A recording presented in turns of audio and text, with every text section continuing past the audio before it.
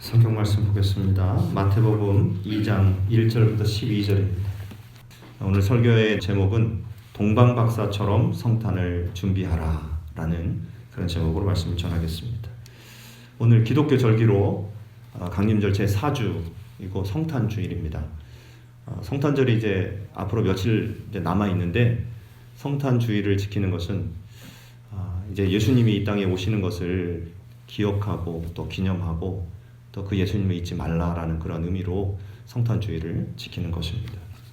지난주까지 우리가 강림절 영상을 보았는데, 첫 번째 보았던 영상이 기다림에 대한 영상이었어요. 촛불을 켜면서 이제 강림절이 4주간 이렇게 진행이 되는데, 촛불을 하나씩 켜면서 그때 우리의 마음을 담아서 예수님께 드리라라는 그런 의미가 있고, 또 관계에 대한 그 영상을 보았죠. 관계가 있어야 그분을 기다리고 사랑한다라는 거죠. 그리고 오늘 보았던 영상은 성탄절의 주인공이 누구냐라는 겁니다. 예수님이시죠.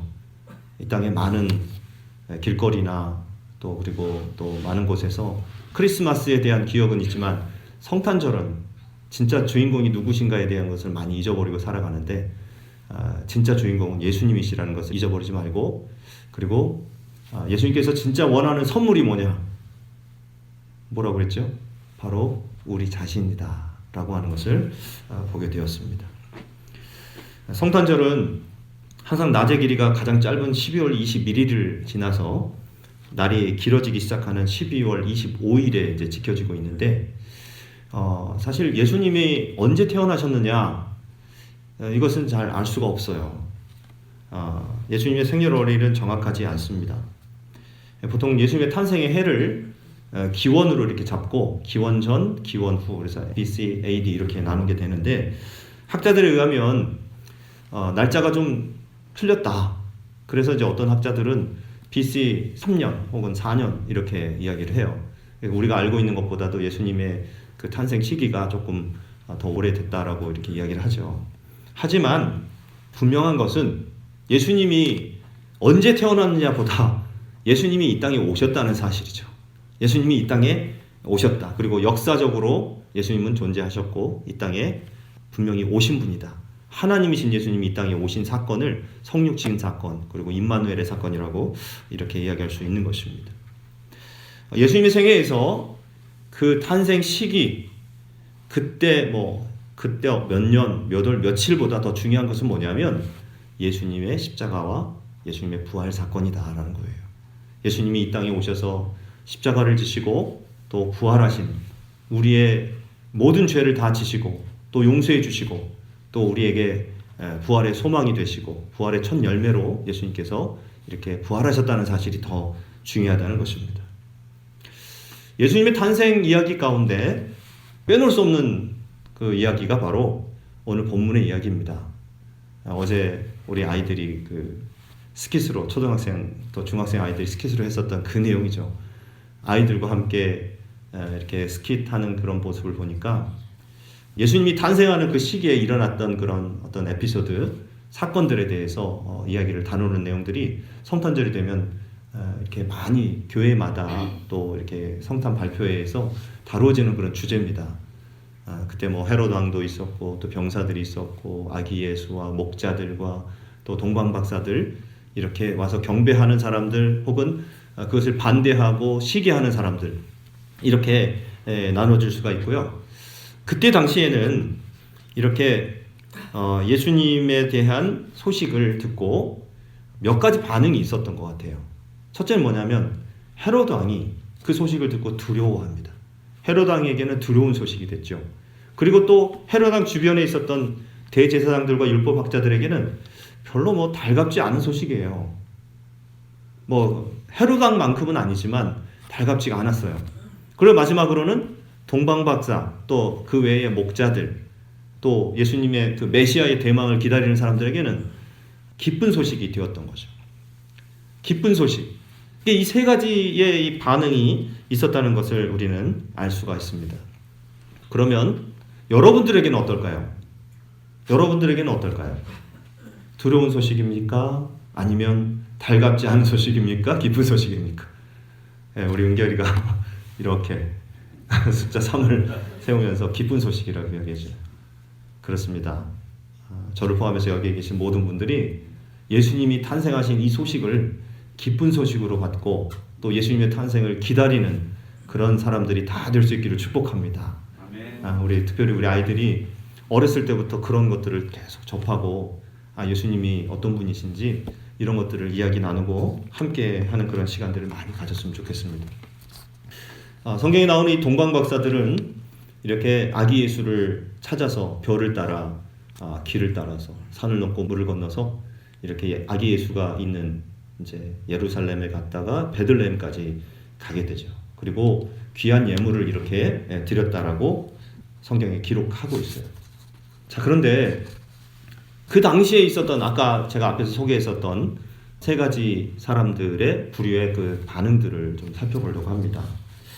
맨 처음에 헤롯 왕은 아기 예수가 또 그 땅에 왕으로 태어나신 아기 예수의 탄생에 대해서 달갑지 않게 생각했어요. 그리고 두려워했습니다. 오늘 본문 1절과 2절을 보니까 이런 내용이 나오죠. 헤롯 왕 때 예수께서 유대 베들레헴에서 나심에 동방으로부터 박사들이 예루살렘에 이르러 말하되 유대인의 왕으로 나신 이가 어디 계시냐? 우리가 동방에서 그의 표를 보고 그에게 경배하러 왔노라. 이렇게 이야기를 하고 있는데 동방 박사들이 별을 따라서 이제 왔다가 예루살렘 먼저 찾아갑니다. 그리고 예루살렘에 가서 당연히 유대인의 왕이기 때문에 예루살렘이 중심이잖아요. 그래서 유대인의 왕은 분명히 예루살렘에서 탄생했을 것이다 라고 생각하고 예루살렘으로 가게 됩니다. 하지만 이 말을 듣고 헤롯이 어떻습니까? 헤롯 왕과 온 예루살렘이 듣고 소동을 했다라고 되어 있어요. 영어 성경에 보니까 When King Herod heard this, 이걸 듣고 he was disturbed. 소동을 했어요. 난리가 났어요. 이런 뜻입니다. 이게. 그리고 all Jerusalem with him. 그와 함께 모든 예루살렘이 함께 다 소동을 했다 이거예요. 깜짝 놀래고 또 막 충격이에요. 충격. 그 이유가 무엇일까요? 헤롯 왕의 입장에서는 버젓이 지금 왕이 있는 상태잖아요. 왕이 있는 상태인데 또 다른 왕이 났다는 거예요.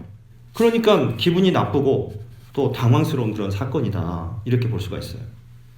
그리고 8절에 보니까 헤롯이 이제 그렇게 마음속에 이 악한 마음을 품은 헤롯은 미움과 분노와 적대감을 숨기고 동방박사들에게 이렇게 얘기를 하죠. 너희들이 가서 아기에 대해서 자세히 좀 알아보고 찾거든 나한테도 좀 알려달라. 그리고 나도 가서 그에게 경배하게 해달라라고 이렇게 요청을 합니다. 하지만 이것이 헤롯의 본색이었을까요? 아닙니다. 아니죠. 예. 우리가 읽지는 않았지만 마태복음 2장 16절에 보니까 헤롯의 본색이 드러나 있어요. 한번 같이 한번 읽겠습니다. 이에 헤롯이 박사들에게 속은 줄 알고 심히 노하여 사람을 보내어 베들레헴과 그 모든 지경 안에 있는 산의 아이를 박사들에게 자세히 알아본 그때를 기준하여 2살부터 그 아래로 다 죽이니. 이렇게 나와 있어요. 역사상 가장 끔찍한 어린아이들의 영아들의 살해 사건이 그때 일어나게 되는 것입니다. 사탄이 예수님의 탄생을 얼마나 싫어했으면 이런 끔찍한 일을 벌였겠습니까? 헤롯을 통해서 사탄이 그렇게 역사하게 했다는 거예요. 사탄은 사람들이 예수 그리스도를 믿어서 구원 얻는 것을 제일 싫어합니다. 그러므로 영혼 구원한 일을 하려면 사실 우리가 영적 전쟁에서 승리하려면 가장 필요한 것이 뭐냐면 영적으로 깨어있는 거죠. 기도하고 또 하나님 말씀 안에 거할 때 그때 영적 전쟁에서 승리할 수가 있는 것입니다. 그럴 때 이 헤롯을 통해서 역사했었던 그 사탄의 역사가 우리에게 다가오지 않고 임하지 않고 또 멀리 도망가게 되고 또 그 일들을 능히 우리가 믿음으로 이겨내게 될 줄로 믿습니다. 그러므로 여러분 늘 깨어서 기도하는 여러분들 되시기를 축복합니다. 두 번째로 대제사장들과 서기관들, 율법학자들에 대한 이야기예요. 헤롯과 같을 정도로 예수님의 탄생 소식에 대해서 그렇게 뭐 반감을 갖거나 아주 드러내놓고 뭐 이렇게 기분 나쁘게 생각하지 그런 일은 아니었지만 그래도 예수님의 탄생을 환영하지 않았던 사람들이 바로 대제사장들과 서기관들입니다. 그들은 메시아의 탄생 장소에 대해서 정확히 알고 있었어요. 오늘 보면 4절에서 6절에 보니까 어떤 내용이 나와 있을까요?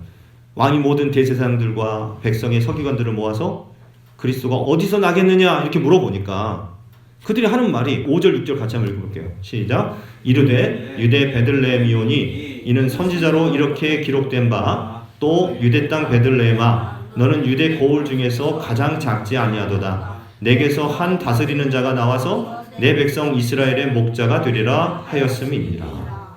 아멘. 이렇게 성경을 잘 알고 있는 사람들이에요. 미가 선지자가 예언했었던 예언의 내용이거든요. 근데 그 예언에 보니까 유대 땅 베들레헴에서 메시아가 난다라고 성경에서 예언하고 있는 내용까지 다 알고 있었습니다. 성경을 너무나 잘 알고 있는 성경 박사들이었어요. 하지만 그들은 예수 그리스도를 환영하지 않았다 이거예요.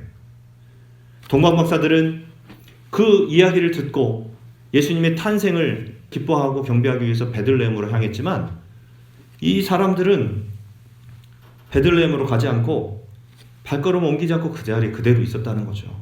달갑지 않게 생각했어요. 이것은 바로 지식이 믿음으로 행동으로 옮겨지지 않는 모습입니다.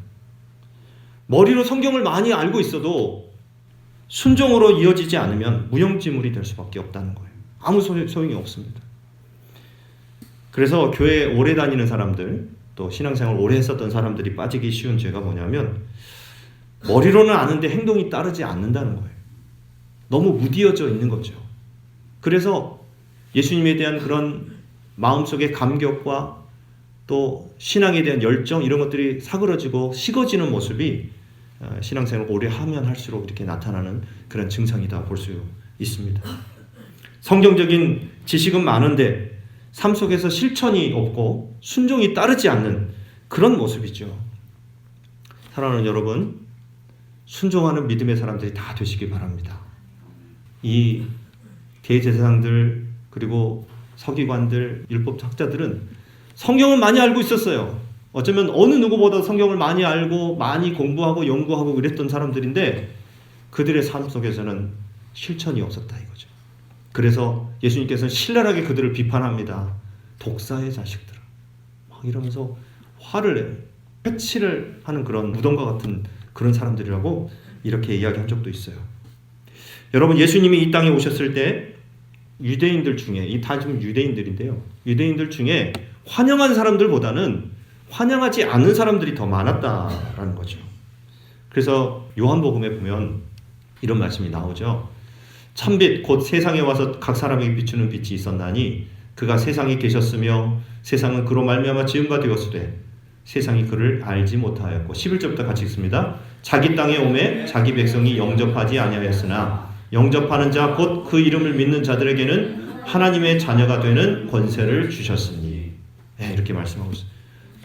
예수님이 이 땅에 오셨는데 사람들이 그를 알지 못했고 세상이 알지 못했고 자기 땅에 왔으나 자기 백성이 영접하지 않았다. 환영하지 않았다 이거예요.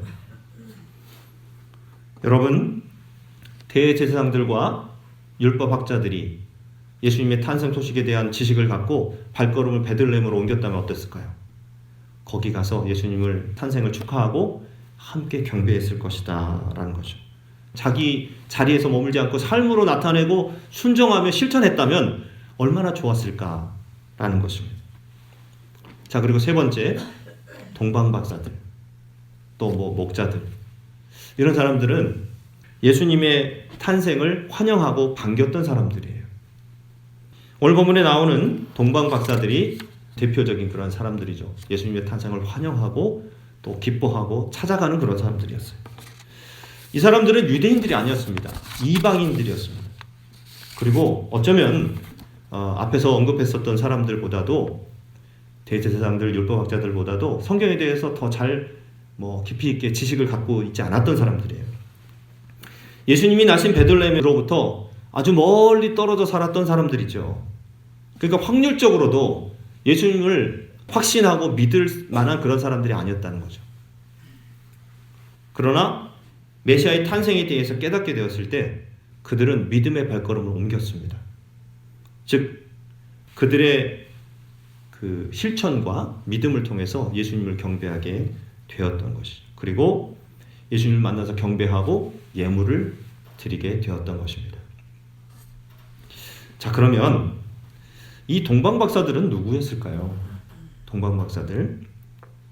사실 뭐 자세하게 알려진 바는 없습니다. 그러니까 전해져 오는 이야기들 가운데 사람들이 이거를 이제 그런가 보다 추측할 뿐이죠.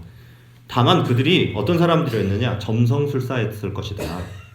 별을 연구하는 사람들이었을 것이다 라고 추측을 합니다.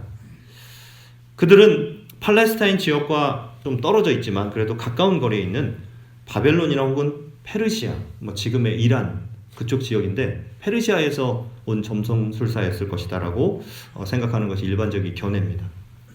자, 그러면 이들을 왜 동방박사라고 했을까요? 박사 그러면 뭐 PhD 공부 열심히 해가지고 대학원 박사과정 다 해서 닥터 그 디그리를 받은 그런 사람들 아니나 하지만 그런 사람들이 아니었다 이거죠. 꿈의 해석자 혹은 학식이 뛰어난 사람들을 가리키는 그리스어로 마고스라고 하는 그런 그 이름이 있는데 마고스를 번역한 게 박사입니다. 고대 페르시아에서는 천체 현상을 관찰해서 인간의 운명을 점치고 꿈을 해석하는 특별한 능력을 갖춘 마귀라고 하는 마귀가 아니라 마기라고 하는 사제 계급이 있었어요. 마술이라고 하는 매직이죠. 매직 하는 거 그것도 거기서 나온 유래된 그런 단어죠. 그 당시에 학식과 덕망이 높은 사람들을 현자라는 의미로 어질 현자에서 어진 사람들 마고스 혹은 마고이라고 불렀어요. 그러니까 이 사람들은 당시에 종교나 철학, 천문 등의 다방면에 아주 뛰어난 그런 지식들을 갖추고 있었던 사람들이죠. 특히 이들은 천문에 능했습니다. 그래서 별을 관찰하는 사람들이었어요. 천문 현상을 막 관찰을 하고 하늘의 징조를 보고 해석할 수 있는 사람들이었어요. 그러다 보니까 연구하다 보니 메시아의 탄생을 알리는 별이 나타나게 된 거죠. 그 별을 관찰하게 된 거예요. 그래서 결국 이들이 그 별을 따라서 메시아의 탄생을 찾아서 오게 된 것입니다. 여기 그림에 나와 있지만 잘 이제 안 보이시겠지만 8세기경에 이들에게 이름이 붙여졌는데요. 발타잘, 가스팔, 멜키올이라고 하는 이름이 붙여졌어요. 근데 이제 뭐 이건 추측입니다만은 이 사람들이 각 대륙에서 온 그런 아마 사람들로 대표가 되는 사람들이어서 저 아프리카 지역 혹은 유럽 지역, 아시아 지역 이렇게 해서 이렇게 이름을 붙이게 되었다고 합니다. 이런 상황 속에서 하늘의 별들의 그런 놀라운 징조를 보게 된 거죠. 이제까지 보지 못했던 현상이었습니다. 요즘은 뭐 이렇게 과학이 발달해서 이제 창조 과학자들이 이제 뭐 이렇게 자료들을 이렇게 내놓은 것들을 보니까 그때 메시아의 탄생을 알리는 별이 언제 있었는가를 천체를 이렇게 확인하고서 돌려보면 그때가 이제 역사적인 예수의 탄생에 그때 언제였느냐가 드러나게 되었는데 BC 3년인가 4년인가에 그 별이 반짝이는 그 별이 나타났다고 실제적으로 그 확인한 바가 있어요. 자, 어쨌든 이 메시아의 탄생을 확인하고 예수님의 탄생 소식을 듣고 찾아간 이 동방 박사들의 이 모습을 우리가 확인할 수 있었습니다. 자, 그러면 우리는 이 동방 박사들의 모습을 보면서 어떻게 살아야 될까요? 우리가 세상 속에서 땅만 바라보지 말고 하늘을 바라보면서 살아야 된다는 거. 세상은 참 힘들고 어렵습니다. 그리고 죄악 속에 가득한 그런 세상 속에 우리가 살고 있는데 그런 세상에서 하늘을 바라보고 하나님을 찾고 하나님을 구하는 삶을 살아갈 때에 하나님께서는 하늘의 징조를 보여주시고 또 우리에게 하나님의 뜻을 우리에게 알려주신다라고 하는 말씀이에요. 이걸 꼭 기억하십시오. 눈앞의 현실만 바라보면서 쫓기듯 떠밀며 살던 우리의 발걸음을 잠시 멈추고 하늘을 바라보라. 하나님을 바라보라.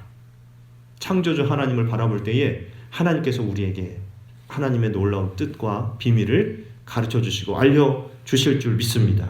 자, 그러면 이제 우리가 이 동방 박사들처럼 하나님을 경외하는 마음 또 하늘을 바라보면서 사는 하나님 말씀에 순종하는 마음으로 살아갈 때에 하나님께서는 이제 이들에게 어떤 일을 이루어 주셨나라는 거죠. 그리고 또 그들이 왜 거기까지 찾아오게 되었는가를 우리가 살펴보려고 합니다. 오늘 보면 2절에 보니까 유대인의 왕으로 나신 이가 어디 계시냐? 우리가 동방에서 그의 별을 보고 그에게 경배하러 왔노라. 아기 예수를 찾아온 이유가 무엇입니까? 경배하러 왔다 그랬죠. 경배하러. 그 먼 길을 마다하지 않고 유대 땅까지 찾아온 이유에 대해서 이야기를 하고 있어요. 메시아께 경배하기 위해서. 이건 참 미스터리한 그런 이야기입니다. 동방박사들이 어떻게 그 먼 거리를 단지 경배하기 위해서 찾아왔는가 하는 거예요. 그 거리를 생각해 보면 엄청 먼 거리죠. 보통 이렇게 이렇게 성화나 이런 거 보면은 낙타 타고 그럴 수밖에 없었던 게 그 지역이 지금 사막 지역, 광야 지역이기 때문에 그렇습니다. 낙타를 타고 그때 당시에는 교통수단이 그렇게 편리하지 않았으니까요. 또 어떨 때는 낙타가 피곤하고 힘들면 걸어서 그렇게 가야 되는 그런 상황이. 또 거기에는 물을 건너야 되는 상황도 있고 또 산을 넘어가야 되는 상황이 있었던 거죠. 그러니까 이 고대 문헌에 보니까 이 거리를 이동하는데 적어도 2달 이상은 걸렸을 것이다 라고 이야기를 합니다. 또 왕복 시간을 계산해 보면 한 4개월, 5개월 정도 이렇게 걸릴 그런 여정이었다는 거죠. 또 경배하면서 머무르는 시간까지 계산하면 한 6개월 정도 시간이 걸렸다 이거예요. 도대체 그 먼 거리를 그렇게 오랜 시간을 투자하고 많은 경비를 지출하면서 왜 왔을까? 이런 의문이 생깁니다. 누가 오라고 한 것도 아니잖아요. 근데 그들은 거기까지 찾아갔다 이거죠. 그들이 왜 왔느냐? 바로 경배하기 위해서. 학교에 경배 있죠. 경배 생각할 때마다 쟤는 참 하나님을 잘 경배할 것 같아, 예배할 것 같아. 그렇습니까? 그렇게 생각이 드는데 아무튼 이름 그대로 하여튼 이 월십이라고 하는 단어가 경배라는 뜻인데 이 월십은 바로 가치라고 하는 worth에다가 신분을 나타내는 ship이 이제 합쳐진 그런 합성어죠. 그러니까 가치 있는 분에게 그분에게 그 가치에 맞게끔 대우해 주는 거. 이게 바로 worship입니다. 하나님을 경배한다라고 했을 때 하나님은 어떤 분이냐? 나에게 있어서 이 세상의 그 무엇보다도 비교할 수 없을 만큼 가장 소중한 그리고 최고의 그런 가치가 있는 분이라는 것을 먼저 인정하는 거예요. 그러면 하나님 앞에 예배할 때에 그 월십의 의미가 있는 것이죠. 요한복음 12장에 보면 이 그림 많이 보셨죠. 바로 베다니의 마리아, 막달라 마리아가 값비싼 향유를 예수님의 발에 붓는 장면입니다. 마리아가 예수님께 나온 이유가 뭐냐? 어떤 부탁을 하기 위해 청탁을 하기 위해서 온 게 아니에요. 그분의 말씀을 듣기 위해서도 아니었습니다. 혹은 그분에게 위로를 받거나 힘을 얻기 위해서 나온 것도 아니었어요. 다만 자기의 마음을 담아서 자기가 가장 아끼고 소중한 것을 그분 앞에 드리기 위해서 나왔다 이거예요. 마리아가 드린 그 한근 그 값비싼 향유는 300데나리온의 가치가 있었습니다. 300데나리온은 노동자가 1년 동안 일을 해서 얻은 연봉의 가치예요. 그러니까 한 2-3천만 원 이상 이렇게 좋게 되겠죠. 이성적으로 봤을 때, 인간적으로 봤을 때 이건 얼마나 큰 낭비입니까? 어떤 그 제자는 이 얼마나 큰 낭비인가 이렇게 이야기한 적도 있어요. 그걸 보고. 그러니까 마리아에게 있어서는 이렇게 엄청난 것을 드리면서까지 자기 마음을 드리고 또 자기의 정성을 다 드리면서까지 예수님이 정말 자신에게 있어서 가치 있는 분이다. 최고의 가치를 드릴 만큼 내가 소중하게 여기는 분이다라고 생각했다라는 것입니다. 바로 이것이 경배입니다. 이것이 예배입니다. 예수 그리스도의 가치를 인정하는 것.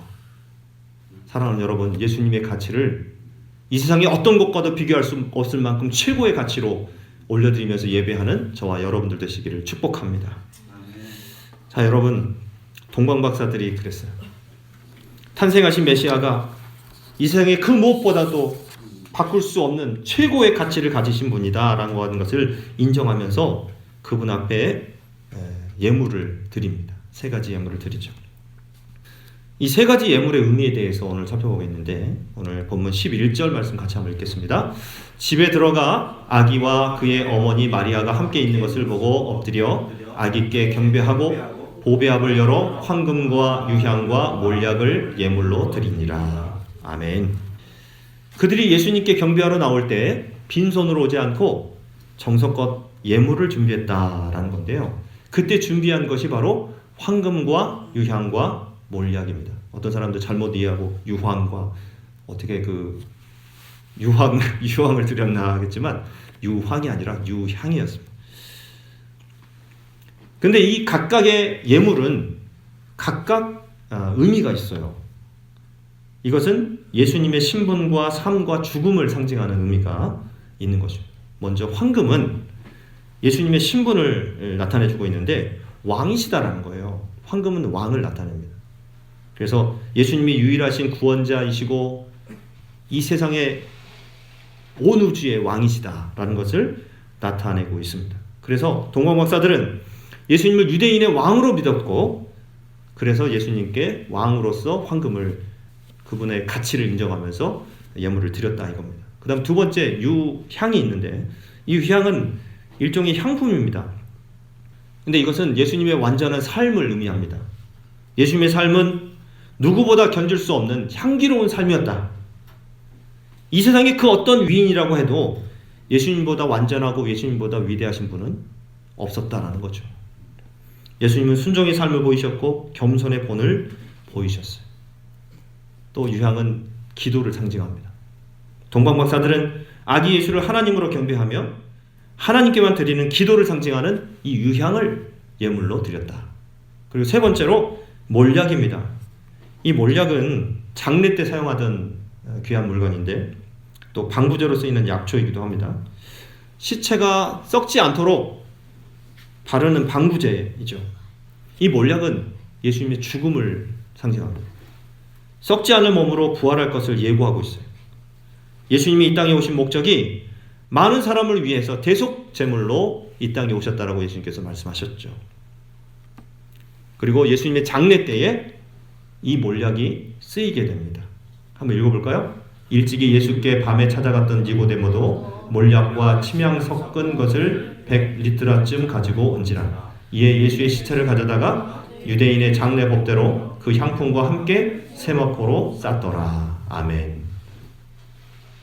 여기에 보니까 몰약이 있지요.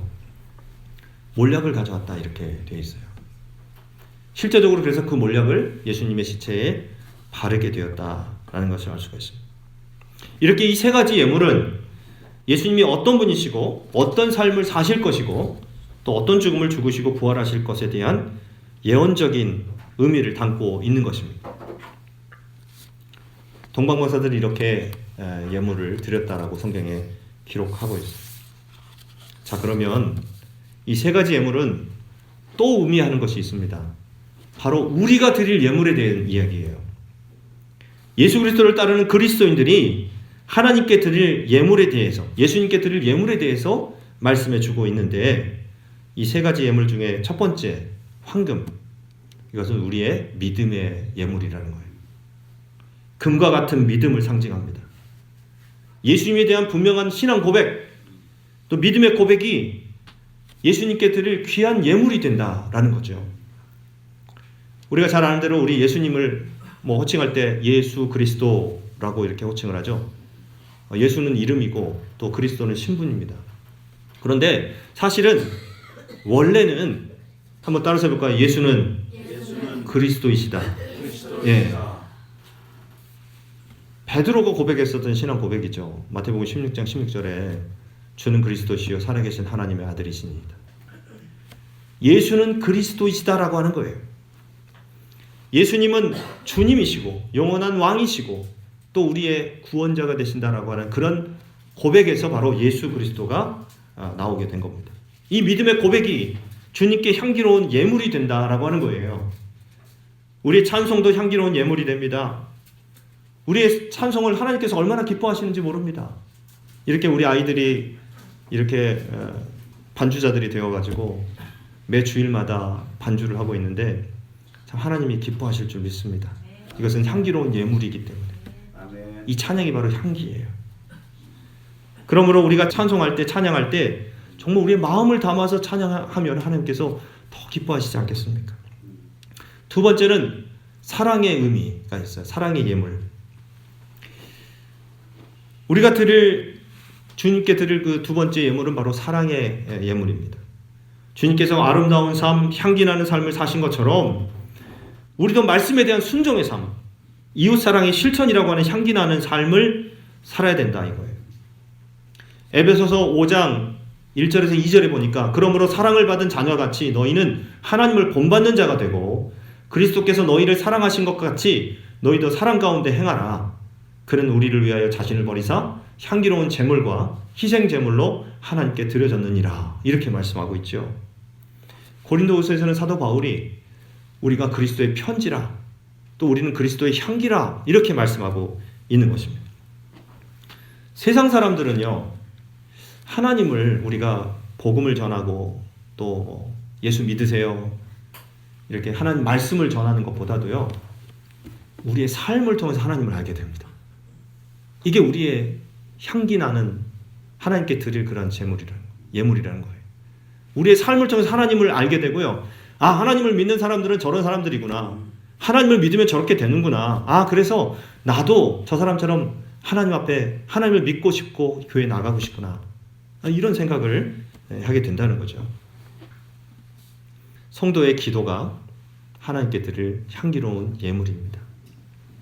요한계시록 8장 3절에 보니까 또 다른 천사가 와서 제단 곁에 서서 금향로를 가지고 많은 향을 받았으니 이는 모든 성도의 기도와 합하여 보좌 앞 금제단에 드리고자 함이라. 모든 성도들의 기도가 향기로운 향기가 나는 그런 제물이 되어서 향로에 담아져서 하나님께 드려지고 있는 그런 모습이죠. 오늘 성탄주일 예배를 드리면서 과연 우리는 그동안에 우리가 1년 동안 살아오면서 어떤 삶을 살았는가를 돌아봤으면 좋겠어요. 하나님께 드릴 만한 향기로운 삶을 살았는지, 아니면 하나님이 냄새나 악취나는 그런 삶을 살았을까? 이걸 한번 생각해 보십시오. 1년 동안 우리가 어떻게 살았을까요? 향기는 고사하고 악취만 풍기는 그런 삶을 살진 않았습니까? 지난주에 제가 소개해드렸지만 우리 포렌다니엘 기도학교 학생들이 지역 어르신들을 찾아가서 위문 공연을 하고 또 함께 성탄의 메시지를 전했던 그런 모습을 보면서 제 마음이 너무나 기뻤습니다. 그런 모습을 보면서 참 우리 포렌다니엘 기도학교가 지역사회에 그리스도의 향기로 이렇게 드려지고 있구나. 하나님께서 얼마나 기뻐하실까 이런 생각을 했어요. 또 준비하면서 또 함께 어르신들이 막 나와서 같이 기뻐하고 또 같이 반응해주고 호응해주는 그런 모습을 보면서 참 하나님이 이 아이들을 통해서 앞으로 또 이루실 그런 역사가 크구나 이런 생각을 하고 또 기대를 해봅니다. 또 이런 봉사들이 더욱 확장되어야 됩니다. 더 많은 사람들에게 복음이 증거되고 하나님의 사랑이 증거되어야 될 줄로 믿습니다. 우리가 드릴 세 번째 예물은 소망의 예물.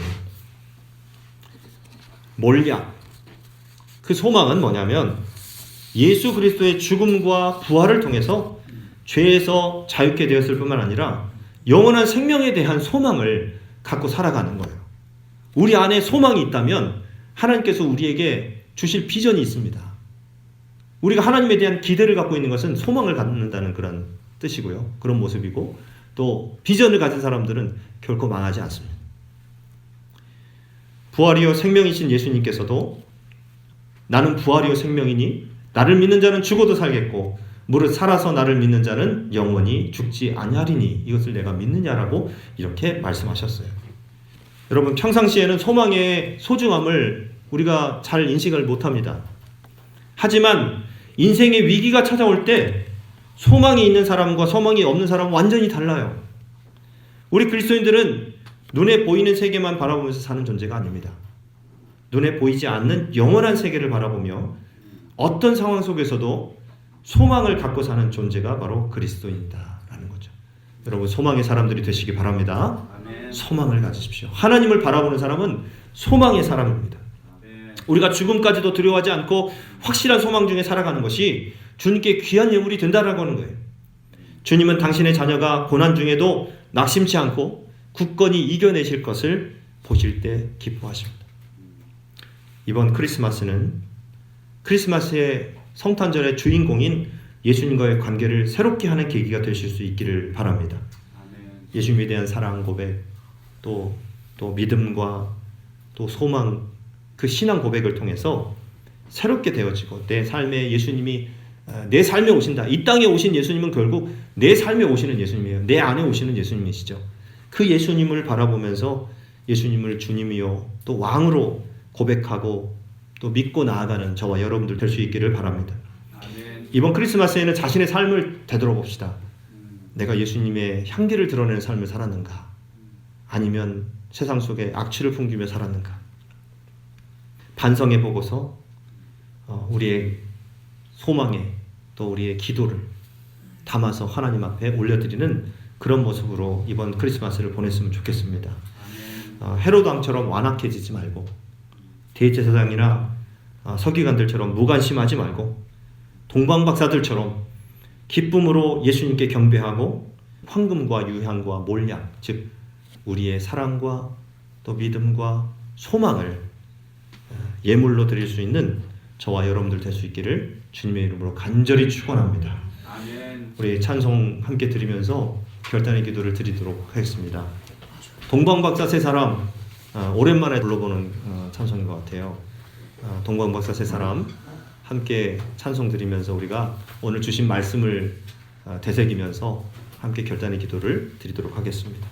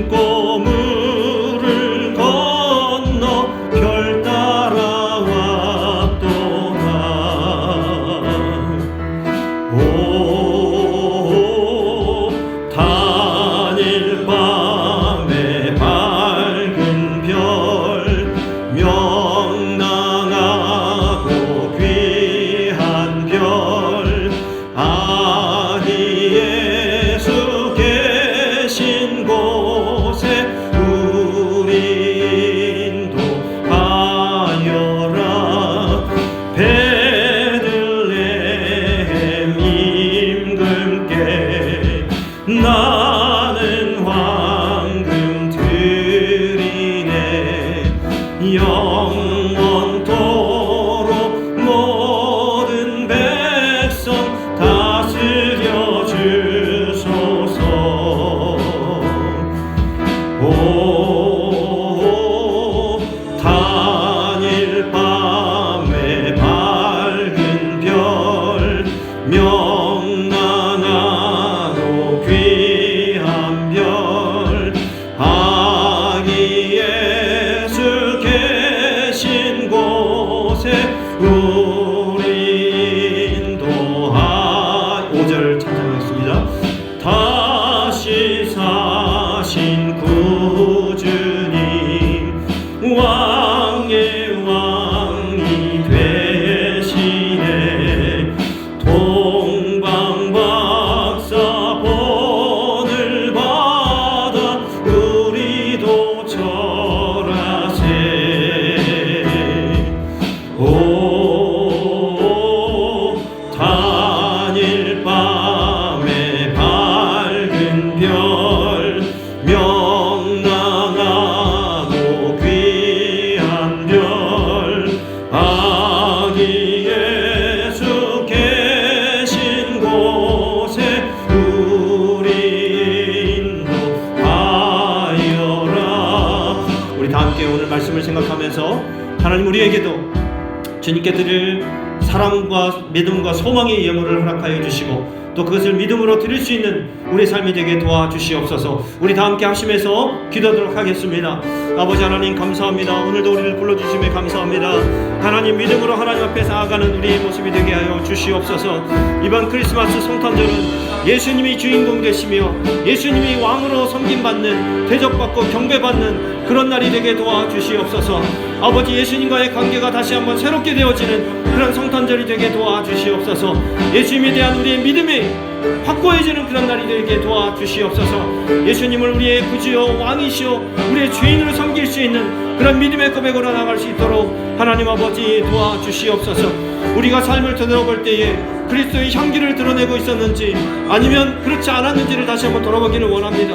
아버지 하나님, 우리가 예수님의 성탄절을 기억하면서 새해에는 예수님께 향기를 올려드리고 또 하나님 세상 많은 사람들에게 그리스도의 향기를 드러낼 수 있는 그리스도의 향기 편지로 살아갈 수 있는 우리들이 되게 도와주시옵소서.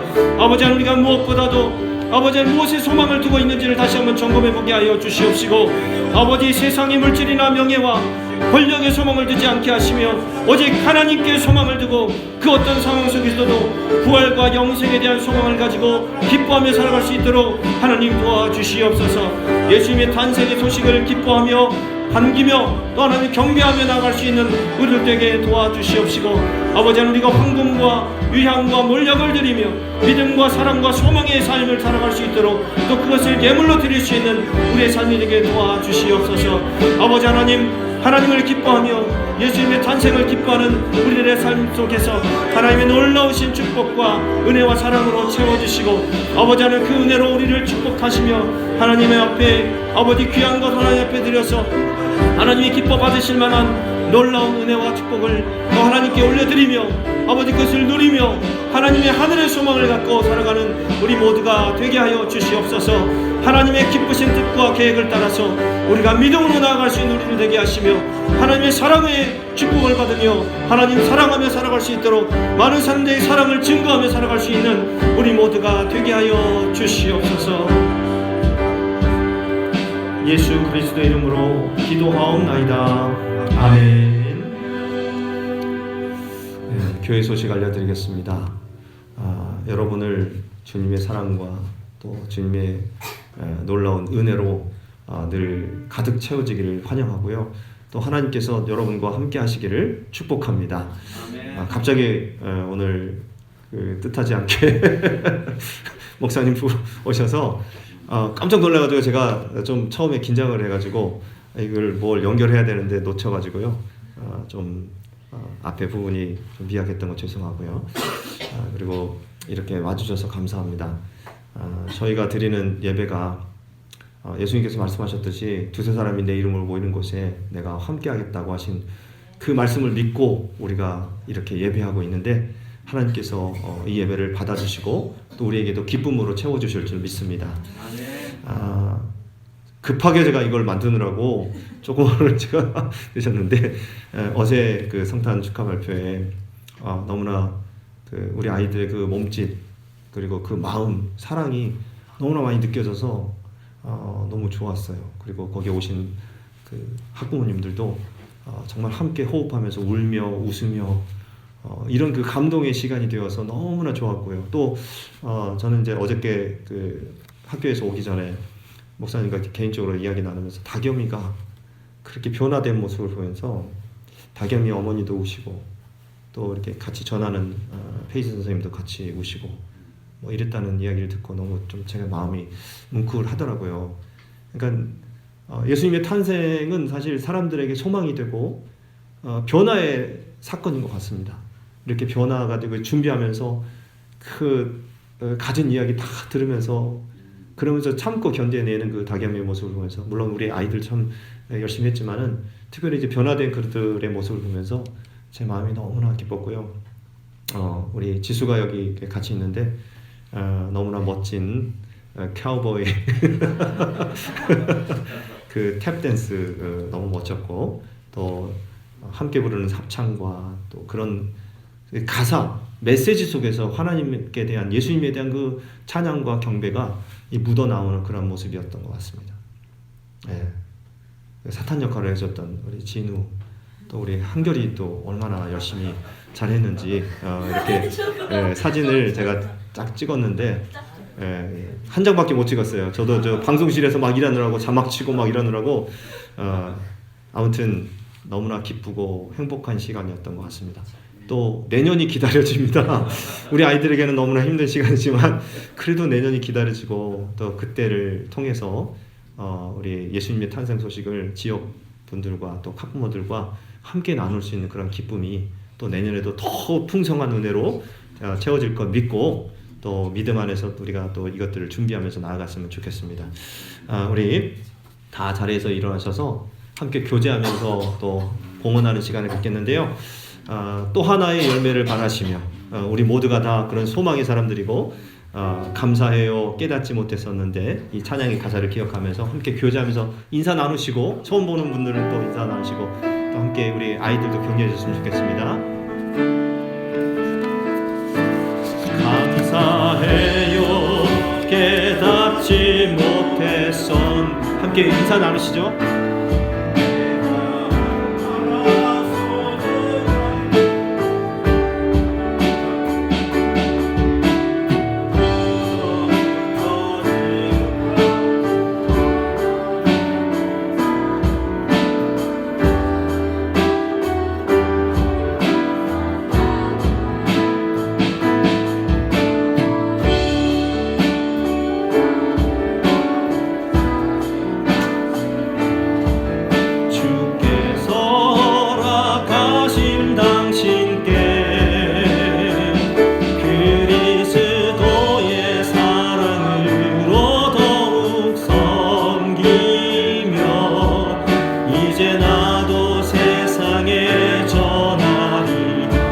축복하면서 당신은 사랑받기 위해 당신은 사랑받기 위해 그리고 그 사랑 전하기 위해 주께서 택하시고 이 땅에 심으셨네.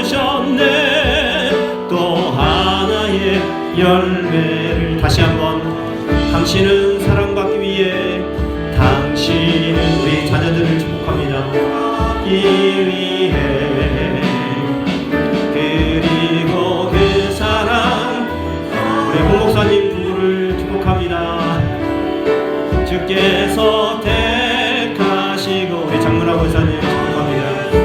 심으셨네. 또 하나의 열매를 바라시며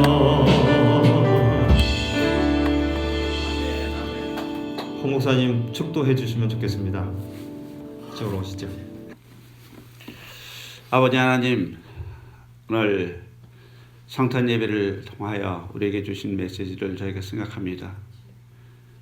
우리 주 예수 그리스도의 땅에 오는 것을 학수고대하며 그 징조를 바라보고 있다가 우리 주 예수 그리스도 오는 그 한 별을 보고 기뻐하며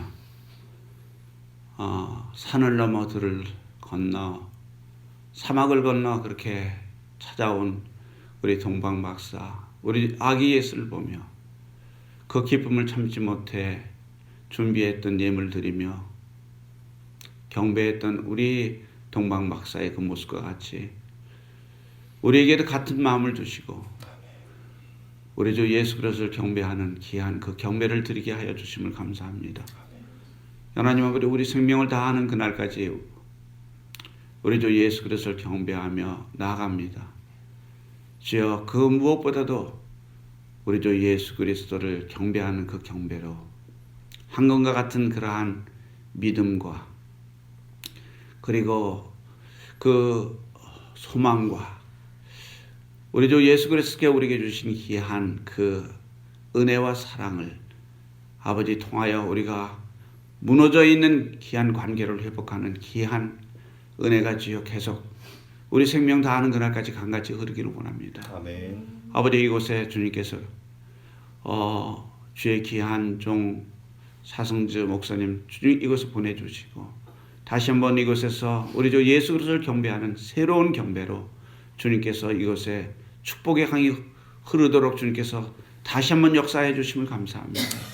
이곳에 주님께 향한 경배를 통하여 정말 주님과 향한 아버지의 믿음과 그리고 관계의 회복과 소망이 끊임없이 강같이 흐르도록 주님께서 이것을 축복하여 주시고 우리 주 예수 그리스도를 보내주신 하나님을 향한 귀한 그 감사와 그 기쁨과 그리고 그 뜨거운 그 마음이 이곳에서 정말 모든 하늘에 있는 천사들과 이 땅에 있는 모든 저에게 아버지 주여 증거되는 귀한 교회로 주님께서 강권적으로 역사하여 주시옵소서. 아멘. 이러기 위해서는 우리 주 예수 그리스도의 은혜와 하나님 아버지의 극진하신 사랑과 성령님의 감동감화 역사하심과 동행하심이 이제 우리 주 예수 그리스도를 경배하며 하나님 아버지 앞에 온전히 나가기로 작정한 귀한 주의 백성들 머리 위에 지금부터 영원토록 함께 하시기를 우리 주 예수 그리스도 이름으로 축원하옵나이다. 아멘.